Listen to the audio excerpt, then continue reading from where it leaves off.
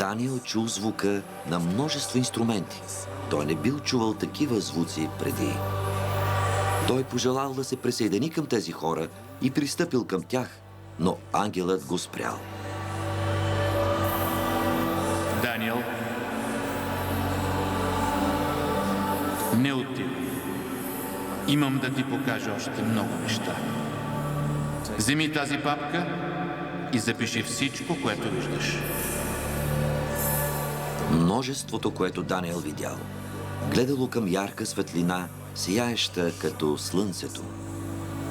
Тя била единственият извор на светлина там. Идваше светлина, която падаше върху тях. Те всички гледаха към нея.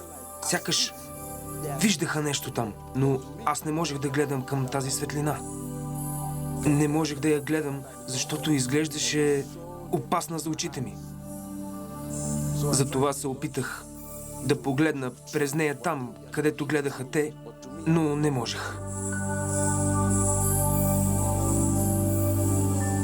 Погребално бюро в Оуери, 30 ноември 2001. Тялото на Даниел е отнесено в погребалното бюро, където Бърлингтън Ману, местният погребален агент, се заема с погребението.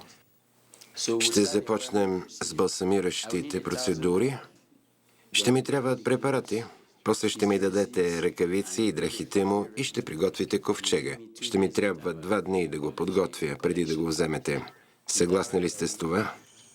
Това стана на 30 ноември 2001 година. Това беше денят, в който донесоха Даниел Еке. Беше умрял при катастрофа. Докаран от баща му Лоуренс Еке и Хуба. След третирането му поставих няколко инжекции с формалдехид в пръстите на ръцете и краката преди балсамирането.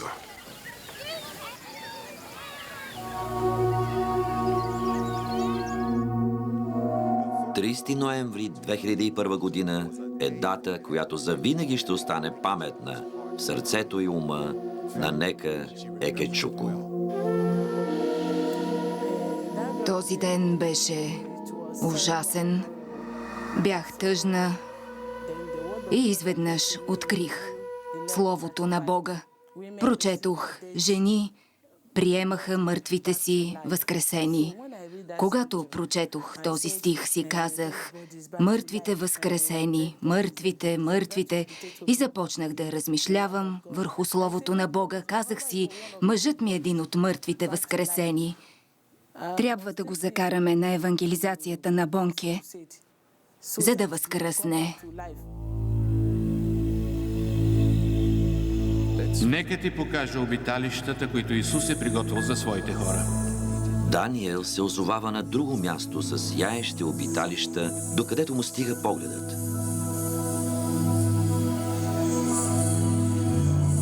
Това не можело да се сравни с нищо познато на земята.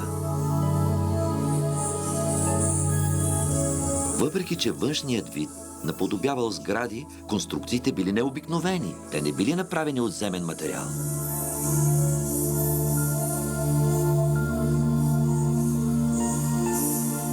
Изглеждали като живи, движили се.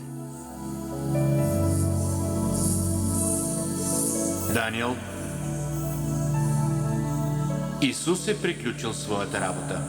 Обиталищата са готови, но светиите не са. Дочувал се звук на прекрасно пеене и поклонение, което сякаш идвало от всякъде.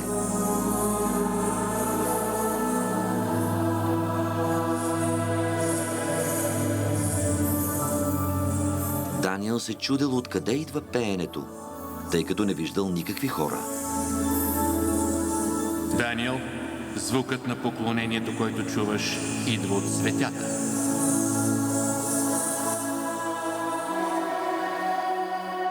И Даниел видял цветята да се люлеят в отговор на музиката, сякаш пляскали с ръце, викайки и възхвалявайки Бога.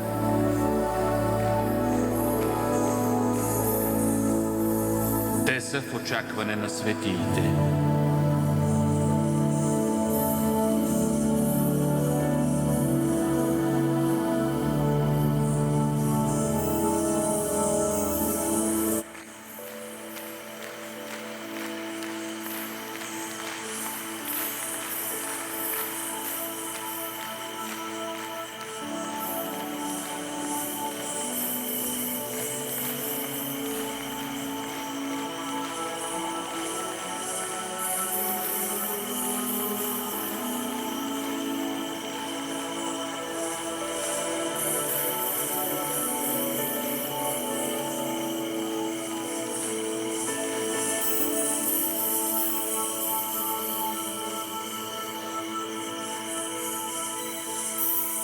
Някъде между 12 и 1 часа през нощта излязох и чух шум там. Зачудих се. Помислих, че в църквата има някаква проповед. Те пееха и възхваляваха, пляскайки с ръце. Един от служителите ми каза да проверя дали нещо не става в погребалното бюро.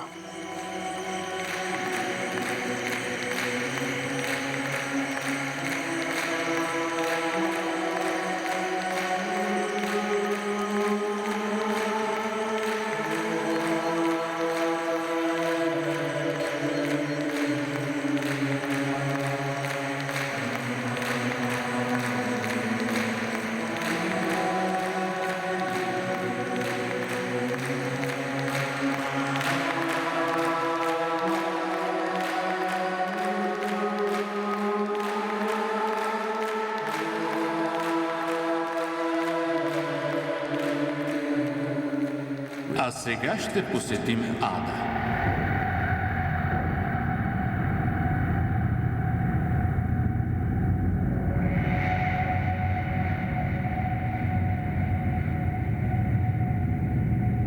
Виждаш ли портите на Ада?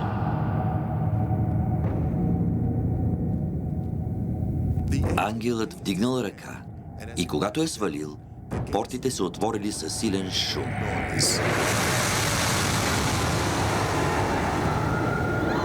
Даниел чул плача и стенанията на много хора, но не могъл да види никой от тях.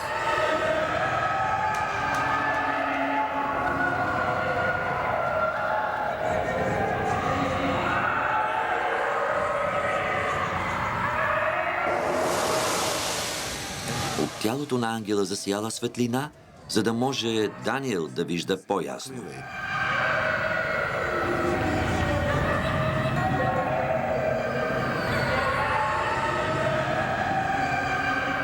Там имало много хора, но за разлика от душите в небето, важността им била като земната.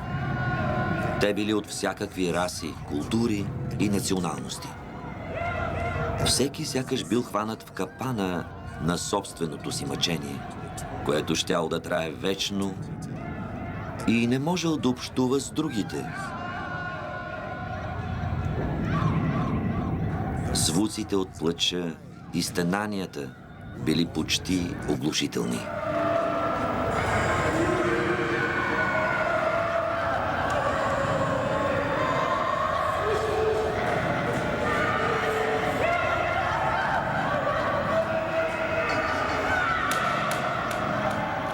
Изведнъж хората сякаш разбрали, че Даниел е там и започнали да викат към него за помощ. Викали само към Даниел, защото не можели да видят ангела.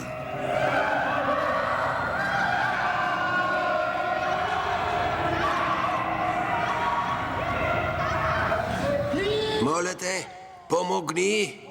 Аз съм пастор. Откраднах пари от църквата и излъгах. Моля те, помогни! Готов съм да ги върна. Помощ! В мига, в който пасторът казал това, силата, която го мъчила, сякаш се увеличила.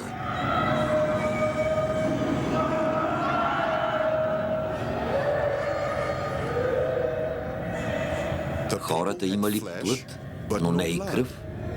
Те изглеждали като в огън, макар че не се виждал никакъв пламък.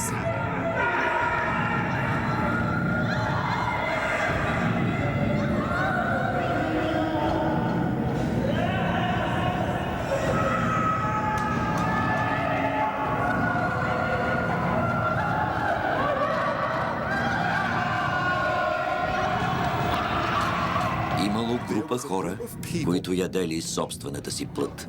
Повръщали това, което изяждали, и плътта се възстановявала. Това се повтаряло в безкраен кръговрат на мъчение.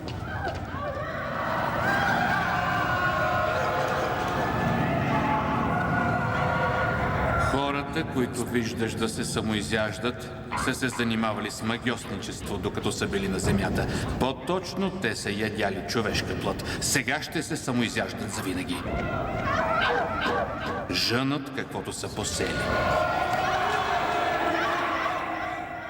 Това място не е добро за нито едно човешко същество, създадено от Бога.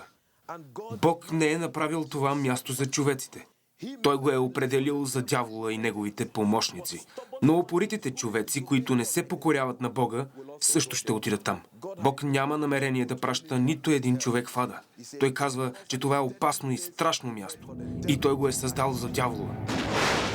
Последвало разтърсващо земята послание от ангела. Даниел не можел да си представи и в най-смелите си мечти, че ще чуе присъдата. Даниел, ако книгата на твоя живот трябваше да се затвори днес, това щеше да е твоята участ. Не. Аз съм пастор. Аз съм дете на Бога. Аз съм новороден. Проповядвам из цялата страна. Това е невъзможно. Не. Това не може да бъде. Достатъчно. Даниел, на път за първата болница ти молеше Бог да ти прости. Но самият ти не беше простил на своята съпруга и греховете ти не бяха простени. Ти жънеш каквото си посял. Не можеш да посееш непростителност към съпругата си и да пожънеш прошка от Бога.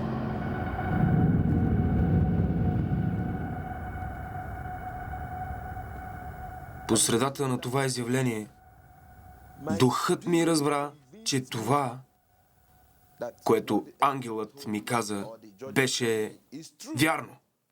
Не казах не, защото си спомних, че се бях скарал с жена си в четвъртък.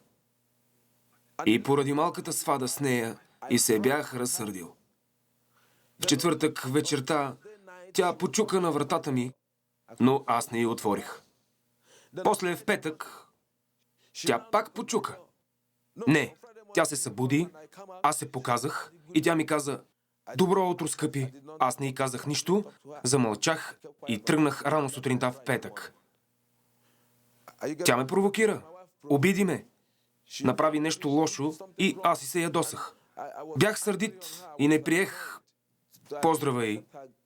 Петък излязох на път за вкъщи, претърпях катастрофата и умрях. Ангелът каза, че жена ми ме е обидила, а аз не съм й простил, че съм отишъл при Бога за прошка, но не съм простил и че това място щеше да бъде моята участ. Започнах да плача. Не казах не. Не отхвърлих присъдата. Присъдата ми беше правилна, защото знаех, че съм ядосан на жена си.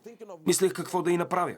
Мислех си, съпругата ми ме удари, тя ме удари, какво да й направя? Мислех си какво да направя. В душата си бях ядосан и вярвам, че Бог съдеше душата ми. Така че при думите, че не съм опростен, започнах да плача и да викам. Казвах си само: "Виж как унищожих душата си." Защо виках и плачех? Защото бях уплашен. Сълзите се стичаха по мен.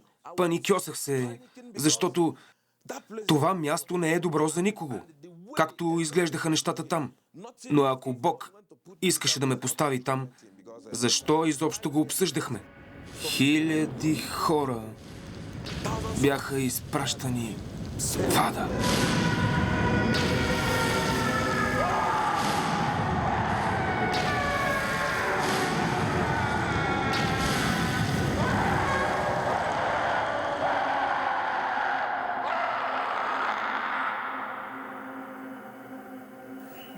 Аз реших, че трябва да направя нещо, за да върна съпруга си. Вярвах, че той ще възкръсне, ако аз предприема стъпка, свързана с вярата. Нещо добро. Татко? Татко! Какво? Нека занесем тялото му в църквата. Какво? Я повтори. Да занесем тялото на Даниел в църквата. Свършено е, дъще. Даниел е мъртъв. Той си отиде. Той ще възкръсне, знам го. Свекърът на Нека отхвърля молбата и да преместят тялото от погребалното бюро. Но през това време, в другия край на града, нещата започват да се подреждат в нейна полза.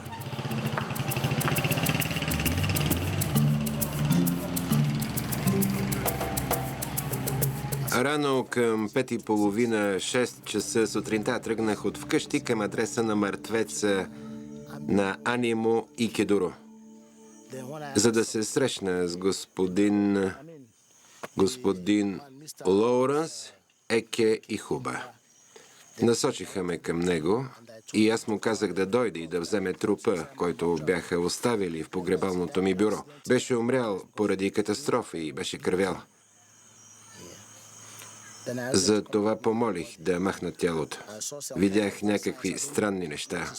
Не знам какво не беше наред, но не исках да ми се случи нещо.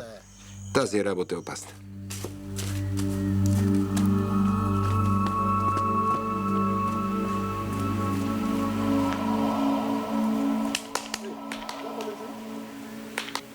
Какво те води насам толкова рано? Искам да махнете това тяло от погребалното ми бюро. Защо? Нещо се случи с нощи. Какво се е случило? Какво се е случило? Някаква музика идваше от стаята му. Спокойно. Музиката идвала от селото. Той е наблизо. Какво да правя с мъртвия? Той не е мъртъв. Какво искаш да кажеш? Това не е сън. От стаята му идваше музика. Да не си пил с нощи? Не съм пил грам. Говоря сериозно. Взехме го от погребалното бюро, облякохме го, сложихме го в ковчега и тръгнахме от Уери за Аниша. По пътя за Оуери има една прекрасна катедрала на мисията на Божията благодат. Разбрахме, че Райнхард Бонке ще прави евангелизация там. Те искаха да накараме Бонке да се помоли за неговото възкресение. Аз се разсмях. Казах и да ми даде квитанцията. Тя отиде за квитанцията и уреди сметката. Облякоха тялото. Когато го обличах, извиках сестра ми. Те имаха линейка. Отидоха и купиха ковчег. Закараха го по онзи път. Ей там. Аз си казах, ще отида с тях, за да видя какво ще стане. Може да се прояви Божията сила. И така пристигнахме там с звучаща сирена. Навсякъде имаше напрежение. Дойдоха охранители, цивилни хора.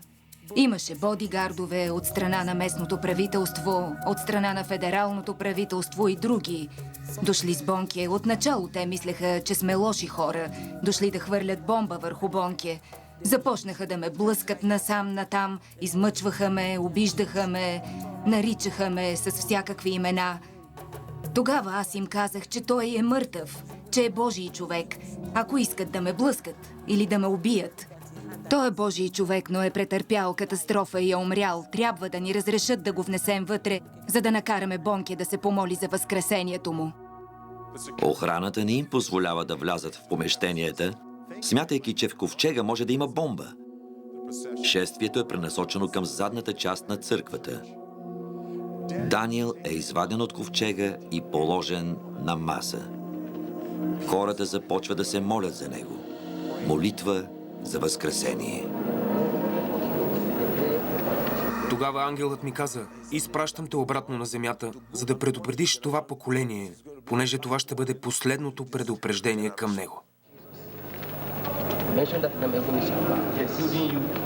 Докато хората продължаваха да се молят, неговото сърце започна да бие. Животът започна да се завръща в сърцето му. Те продължаваха да се молят. Видях как това се случва. Той започна да диша, но тялото му все още беше вкочанено.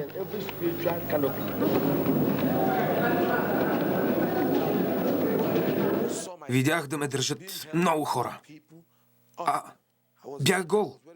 Имах само панталони. Дръпнах завивката и видях тълпа от хора, може би 20 000 души. Оглеждах се наляво, надясно. Хората крещяха, викаха от всякъде. Някои възхваляваха Бога, други плачеха. Аз се озъртах и се чудех какво става. Защото аз бях спуснат долу изведнъж и когато отворих очи, видях всички ръце, които ме държаха здраво.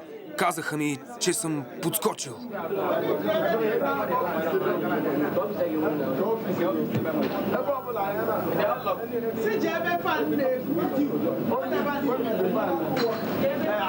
Видях тази огромна катедрала, много голяма катедрала. Заоглеждах се надясно, наляво, напред, назад. Навсякъде беше пълно с хора. Някои крещяха, едни казваха ковчег, други казваха погребално бюро, трети пък 3 дни. Не можех да разбера какво става, защото преживяването не беше повече от 15 минути.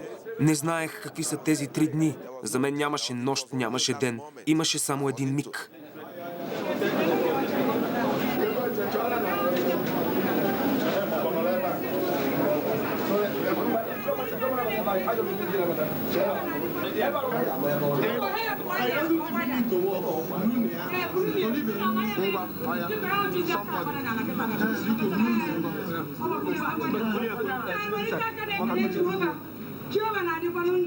Накрая попитах жена си. Ей, какво става? Тя ми каза да мълча, докато си отидем вкъщи. Закараха ме вкъщи, влязохме в спалнята. Това стана на 2 декември. Попитах жена си, какво става? Какво се случва? Какво значи ковчег? 2 дни, погребално бюро. Тогава жена ми започна да разглежда тялото ми, където ми бяха инжектирали химикали и каза, ти беше в погребалното бюро 3 дни. Това е смъртният акт. Когато са ме свалили от линейката и са ме завели в болницата, докторът е потвърдил, че съм умрял. Проверили са ме с апаратурата. Ето резултатите. Сърдечен пулс, зеница. Проверили са всичко и лекарят е потвърдил, че съм бил напълно мъртъв.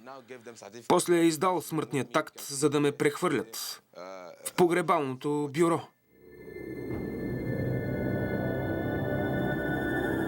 Подобни свидетелства имат огромно въздействие по цял свят и пораждат вълнение дори сред медицинската и научната общности.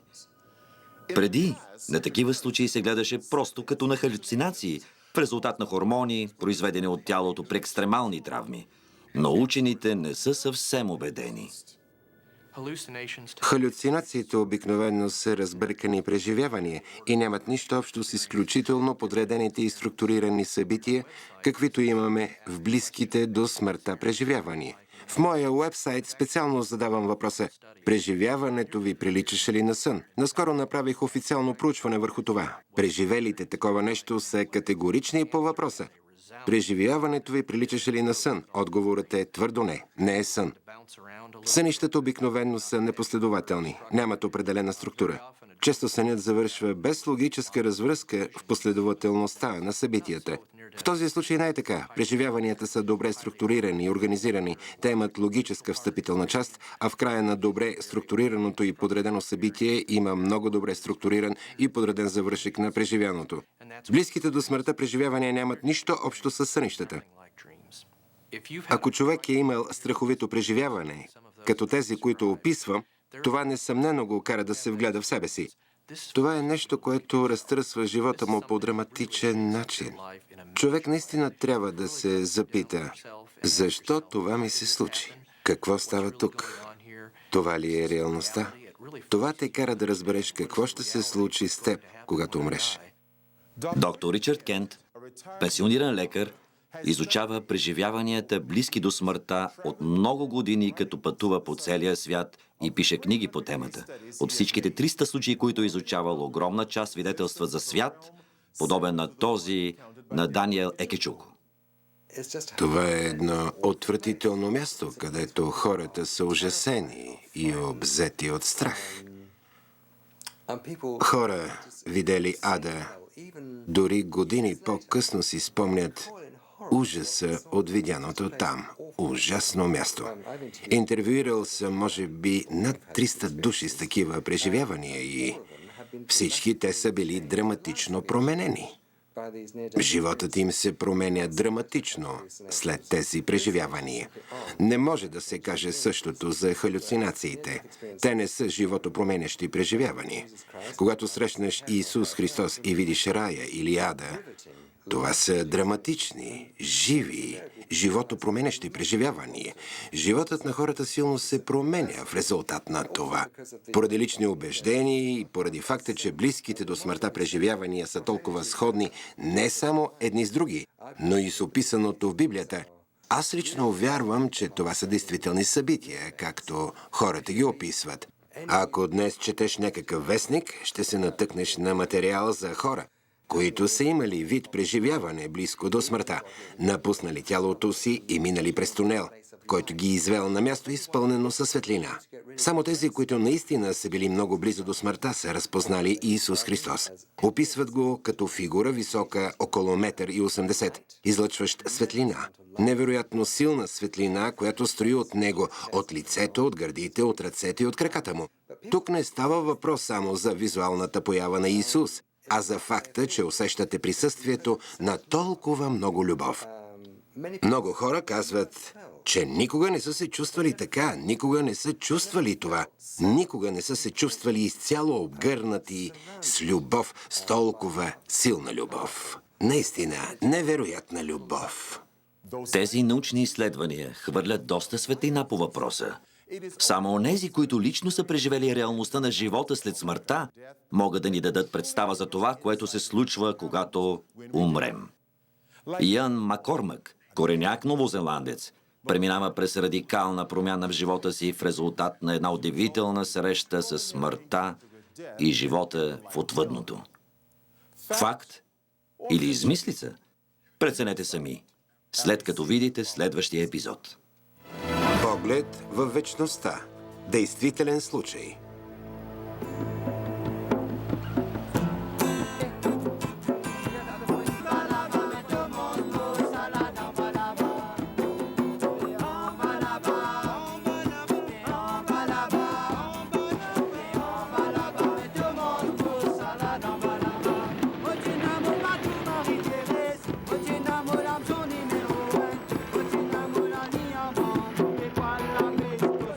Мисля, че беше в края на 70-те години.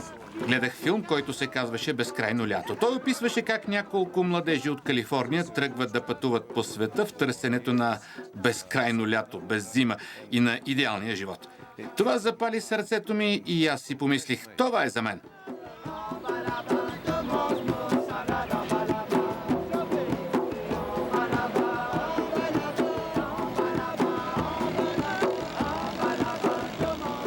В продължение на 2 години пътувах и с Австралия, Югоизточна Азия, Бали, Шри-Ланка, Малайзия и накрая стигнах до малък остров на име Мавриций.